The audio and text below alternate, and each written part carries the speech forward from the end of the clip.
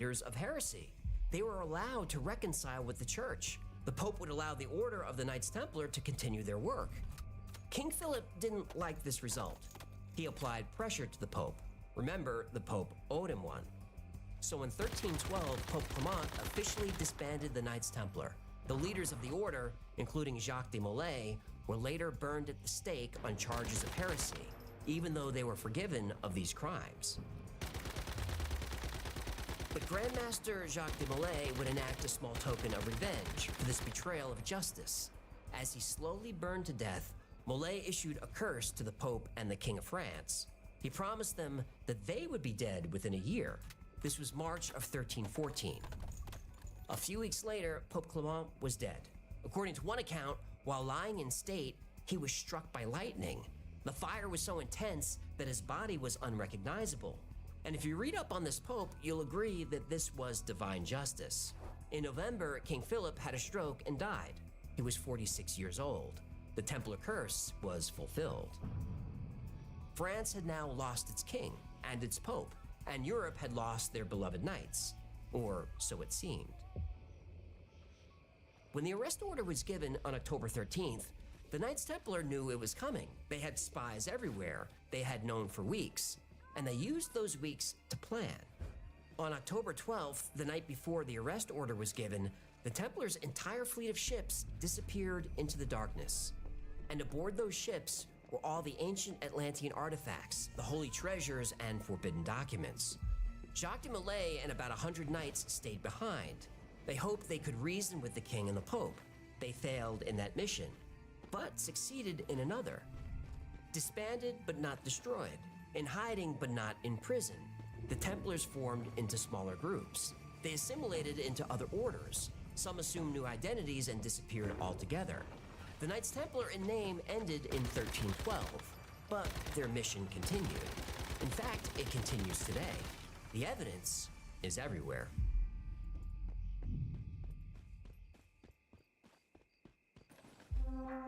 Evidence of the Knights Templar can be found all over the world. After they disbanded, they were determined to keep their knowledge and traditions alive, so they created alias groups to avoid detection. In Scotland, they became Freemasons. Portugal, they were known as the Knights of Christ. In Germany, they created Rosicrucianism. There's also evidence of them in the early Americas. Nova Scotia has the legendary Oak Island, with buried Templar treasure and deadly curses. An indigenous tribe in Panama, known as the White Indians of Darien, have pale skin and Caucasian features. Some believe they're descendants of the first Templars in the Americas.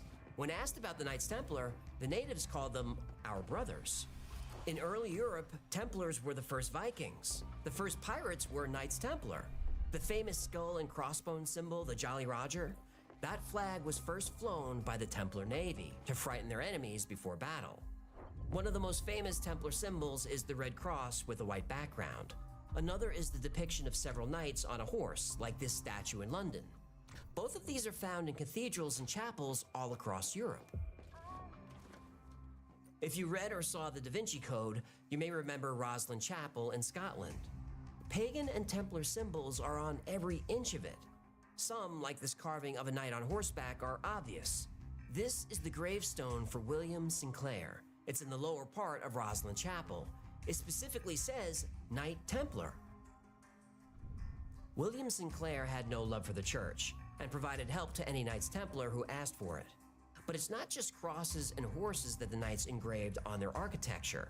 There are more subtle clues relating to some of their Gnostic and sometimes pagan beliefs. Sculptures of angels in strange positions are common in Rosslyn Chapel and are an important rite in Freemasonry. But Freemasonry wasn't supposed to have started until 1717. Rosslyn Chapel was built in 1446. Over 100 of these little green men are scattered around Rosslyn Chapel. They're pagan symbols and thought to originate from ancient Celtics. Paganism simply refers to anything that isn't Christian, Muslim, or Jewish. Why would there be hundreds of non-Christian symbols in a Catholic church? Templar legend says they were placed there as a message. Some of the more interesting carvings are of plants that Europeans never should have known about. This is a picture of corn over one of the windows in Rosslyn Chapel, and here's one of Trillium, But corn and trillium are native to North America.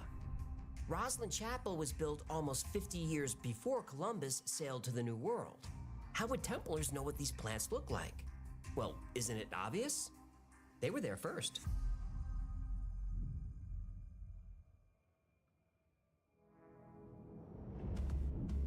Templar legend says Sir Henry Sinclair, grandfather of the builder of Rosslyn Chapel, was not only a Templar, but was among the first Europeans to visit the New World. Not only that, but Christopher Columbus himself was associated with the Knights. He was a distant relative of the Sinclairs. Columbus's daughter was married to the Grand Master of the Order. He had access, as all Grand Masters do, to ancient knowledge of the Knights Templar, including their maps. Columbus knew there was something on the other side of the Atlantic. He didn't know what, but he knew there was land and treasure. He knew this because the Knights Templar had maps of the New World for centuries. One of these was the Piri Reis map, and you know this famous map. It shows the New World and Antarctica hundreds of years before they were rediscovered. Piri Reis, by the way, was a cartographer from Istanbul, which in his time was Constantinople, birthplace of the Knights Templar. Was Piri Reis a Templar? Maybe. Coincidence? Maybe. But when Columbus wanted to sail to the New World, he first approached King John of Portugal for financing. King John refused, so Columbus went to Portugal's enemies, Spain and England. Queen Isabella of Spain came up with the money first, and the rest is history. But Templar history tells a different story. They say Portugal refused to finance Columbus because they already knew about the New World. Knights Templar had been sailing there for years. Portugal was populated by so many knights that it was considered a Templar nation. In fact, the word Portugal means port of the Gauls, but Templars say it really means port of the Grail. Knights Templar history says they were trading with Native American tribes for years. That's where they got a lot of their gold. And the Templars had a very good relationship with the people of the New World. Columbus knew this. How do we know? Well, when Columbus sailed the ocean blue in 1492, the Nina, the Pinta, and the Santa Maria all flew flags with the Templar cross. He knew the natives would recognize this symbol and be peaceful. And they were at first. Sadly, the Europeans didn't return the favor. The Knights Templars say they were the first Europeans to visit the Americas. Fine. But can they prove it? They can.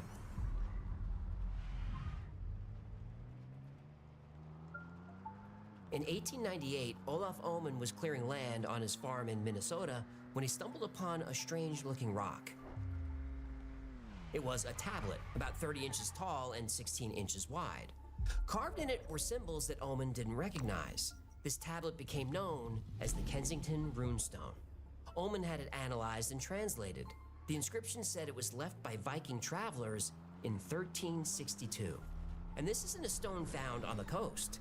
These Vikings were in the middle of the continent. Vikings in the New World, a century before Columbus. Now remember, according to Templar tradition, the first Vikings were Knights Templar. Then there's the Narragansett runestone, found in Rhode Island in 1939, also with Viking runes.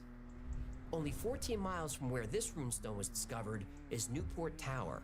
This is a mysterious 8-column structure. It's rumored to have been built by Vikings in the 1500s to track the solstices.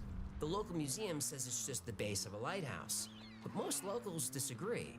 As far back as the early 1800s, records and legends have given credit to Vikings. But why 8 columns? Why not just build it as one solid cylinder? Well, the answer leads us back to Gnosticism. The number 8 is highly significant to Gnostics. It represents completeness, a divine fullness. Remember earlier when I mentioned Jesus was initiated in the Great Pyramid? Well, there's a reason for that. If you watched the episode that we had about the pyramids, Link below. you'll remember that the Great Pyramid has 8 sides, not 4. To this day, Templars are initiated in the Great Pyramid, and they believe that Egypt was one of the main sources of wisdom for the original knights. And if you look, the number 8 is everywhere in Templar symbolism and architecture. The Maltese cross has 8 points, and was worn by a medieval order of knights that were attacked by fire. Today, it's the symbol of many firefighters. Yeah, shout out to NYFD, New York's bravest, eh? Hear, hear. Buildings like Temple Church and Ely Cathedral in England have octagonal features and the number 8 scattered all over the place. You only have to look at a few pictures of Rosslyn Chapel to start seeing the numbers showing up again and again. Evidence of the Knights Templar is everywhere. Now, we can't cover the Knights without mentioning the Freemasons. Countless rites, symbols, and beliefs connect the two groups almost seamlessly.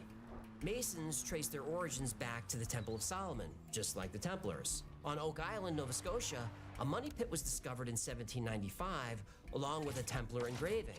Since then, the Freemasons have been involved in almost every search for the lost treasure. Both Masonic symbols and Templar crosses are scattered across the island. The connection between the groups is so deep that they still see each other as brothers to this day. Another Templar connection is with Rosicrucianism, which heavily emphasizes the rose and the cross, both Templar symbols. But why? Why did the Templars spend so much time and money hiding their legacy? Well, the Knights Templar had a higher purpose. Their ultimate goal was to change the world for the better. They knew the ancient artifacts and knowledge would be a shock to society, but this knowledge was never meant to stay hidden.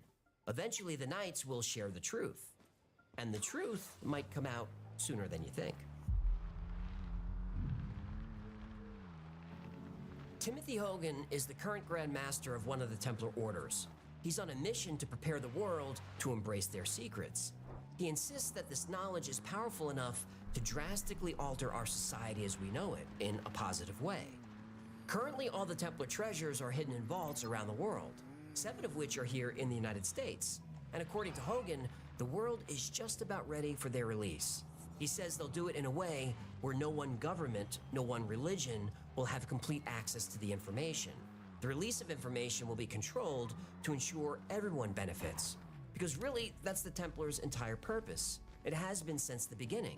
They wanted freedom for the people, physical freedom from the king, and spiritual freedom from the Pope. Unfortunately, it wasn't possible in the 14th century, but today it could very well succeed. We're at a pivotal point in history where many feel like something is about to happen. They just don't know what, and I feel it too. Now, that might be nothing more than humanity's obsession with death and the end of the world. But maybe it's more than that.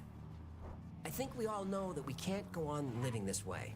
Constant wars around the world, the hatred within our countries, the dishonesty of our leaders, the corruption of our institutions. It has to stop. Imagine how different our lives would be if we had access to ancient wisdom and technology. It would be a revolution.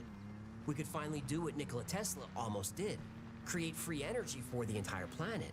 It would take a while, but eventually, everyone on Earth could access healthy food, clean water, and live long, healthy lives free of illness and pain. It would be a revolution.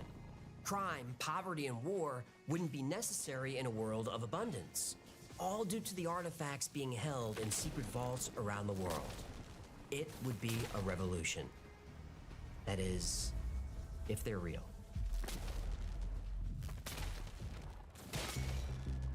Today's story of the Knights Templar comes from one man, Timothy Hogan. He's the Grand Master of the Order of the Temple of Secret Initiates, the OTSI. He tells the story of ancient wisdom, alchemy, holy relics, and Atlantean artifacts. It's a fascinating story. But is it true? Well, there's nothing to debunk about his story, but there's also no physical evidence to prove it. So it really comes down to Mr. Hogan. Do you believe him? Now, you know what? I'm going to call him Tim because I know he's watching. Hi, Tim. This is the part of the episode where I tell you all the positive and negative things I can about the author of the story. But today we have to do things a little differently. Recently on live streams, I've been cold reading rough drafts of scripts for this channel. You probably assume this, but I have a team of writers, researchers, and contributors because, well, I need to. My cute 12-minute videos about weird animals have now become 40-minute documentaries. I'm just a guy who talks to a fish. I need help.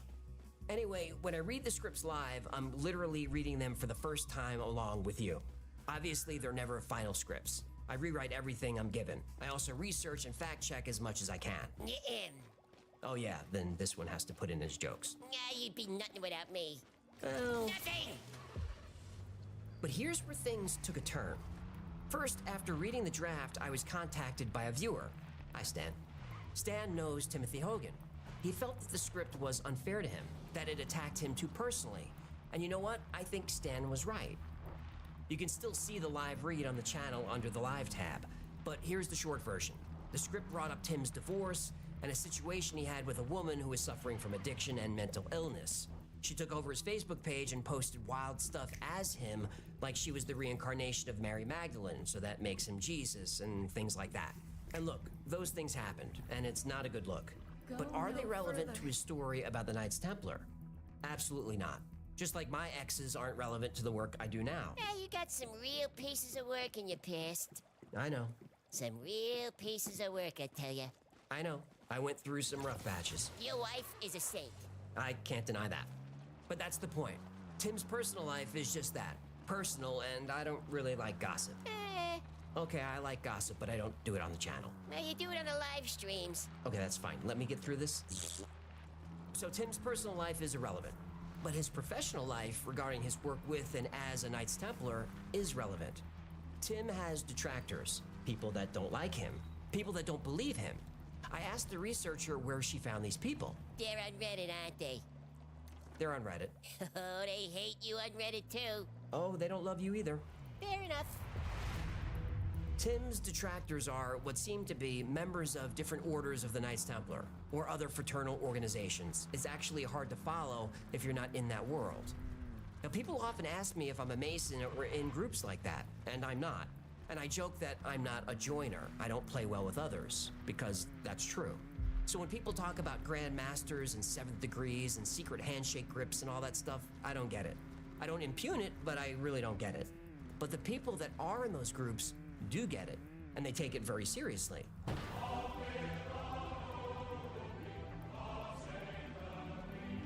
There's been infighting with these various orders for 1,000 years, and it's still happening.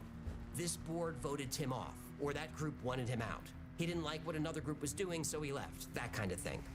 Are the internal politics of these fraternal groups relevant to his story of the Knights Templar? To me, no.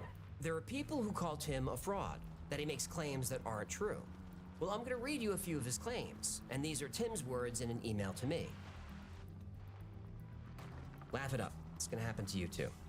It was also suggested that I say I'm a descendant of a Revolutionary War Templar, which is actually true. My great-grandfather 7 generations back was General Joseph Warren of the Revolutionary War. True. He initiated Paul Revere, and he helped plan the Boston Tea Party. He was an alchemist and a doctor, a Templar Grand Commander for the region, and his relationship with Paul Revere was largely based on studying alchemy. Paul Revere was a silversmith. That's true. My grandfather Hugh Warren also taught metallurgy at Denver University. My great-grandfather James Baden Warren also knew metallurgy, and he was the Grand Lecturer for the Masonic Grand Lodge of Pennsylvania, and he was a Grand Commander of the Knights Templar. True. My father was Stephen D. Hogan, mayor of Aurora, Colorado, and had been active in politics my entire life.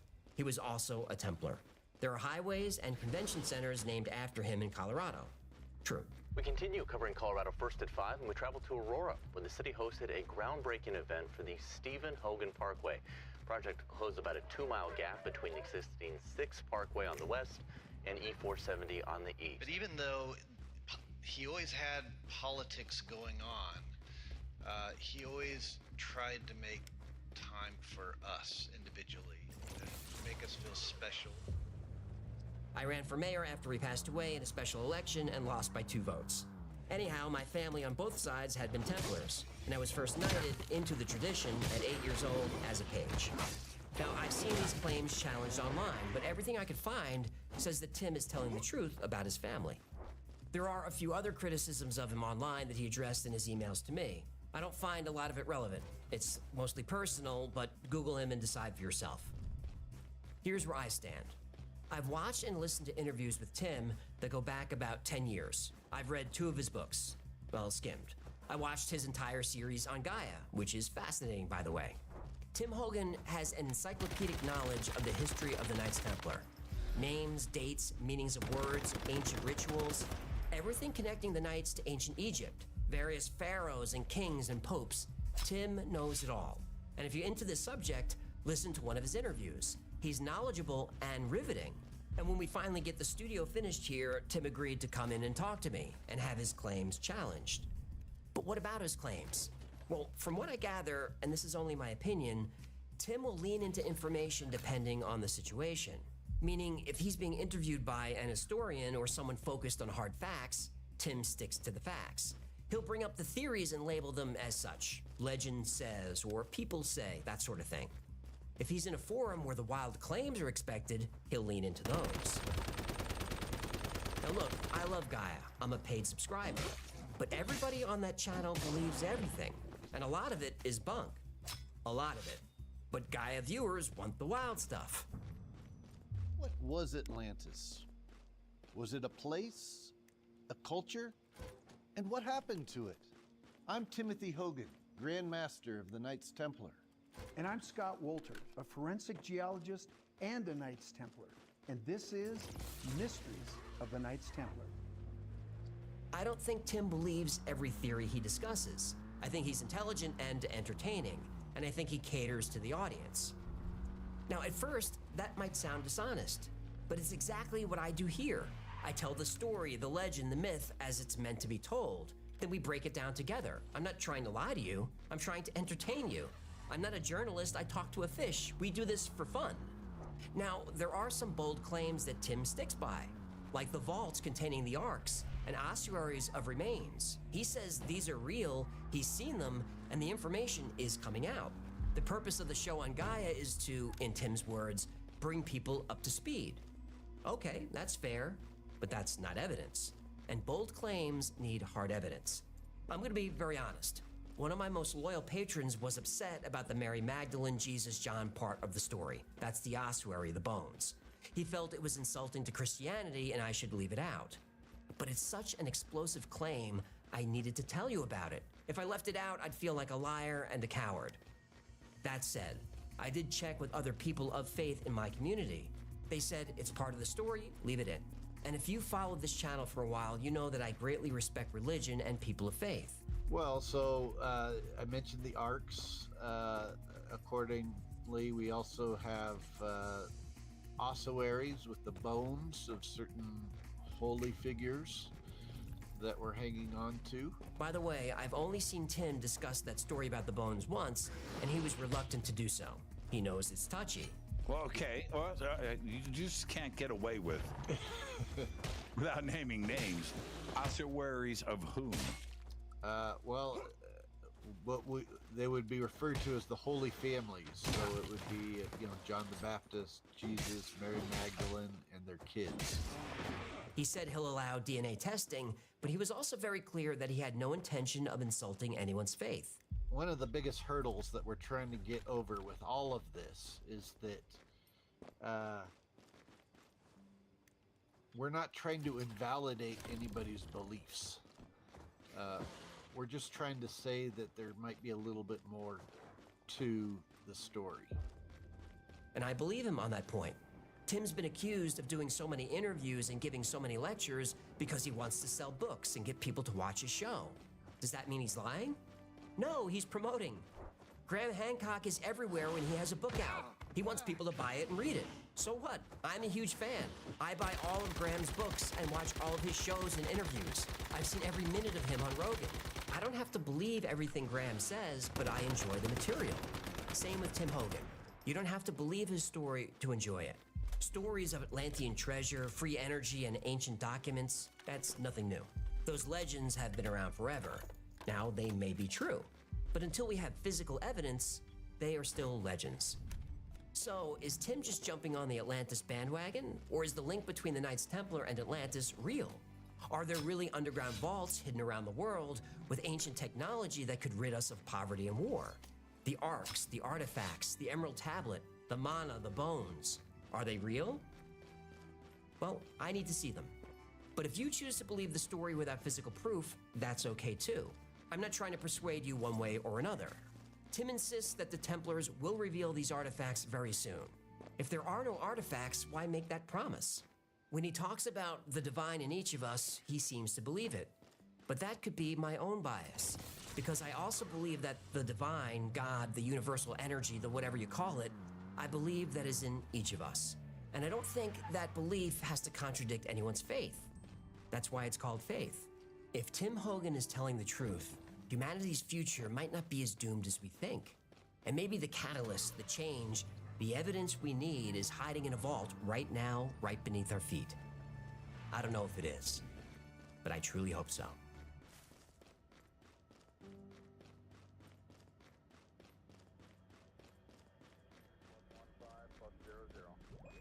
Thank you so much for hanging out with me today. My name is AJ, that's Hacklefish. Hello, I extend my thanks to the human for their decision to click on this compilation video. Thy watchful eyes do verily provide sustenance for my guppies, who are the fruit of my loins. What's your problem? Fruit of my loins just makes me uncomfortable. Anyway, this has been a Y-Files compilation episode. Like every topic we cover on the channel, each of those topics was recommended by you. So if there's a story you'd like to see or learn more about, go to yfiles.com/tips. And remember, the Y-Files is also a podcast. Twice a week, I post deep dives on the topics we cover here on the channel, plus episodes that wouldn't be allowed on YouTube, and I label those unredacted. The name of the podcast is the Y-Files Operation Podcast, and it's available everywhere. Now, if you need more Y-Files in your life in between episodes, check out our Discord server. We've got over 50,000 members, so 24/7, there's someone on there talking about some of the weird stuff that we talk about here. It's a lot of fun, it's a supportive community, and it's free to join. If you want to know what's going on with the Y-Files, you can check out our production calendar at theyfiles.com/cow. There we post our episode schedule, podcasts, upcoming live streams, all that stuff. And special thanks to our amazing Patreon members who make all this possible. I could not do this without your support. Every episode is dedicated to you, and I'm truly grateful for your encouragement and most of all, your trust. Now, if you'd like to support the channel and be a part of this amazing community, consider becoming a member on Patreon. For as little as $3 a month, you get access to videos early without commercials, access to merch only available to members, plus 2 private live streams every week just for you, and I think it's the best perk there is. You get to meet everyone on the team. All of our webcams are on. You could put your webcam on, jump up on stage, ask a question, discuss the topic, say hi, whatever you want. I think it's the best perk.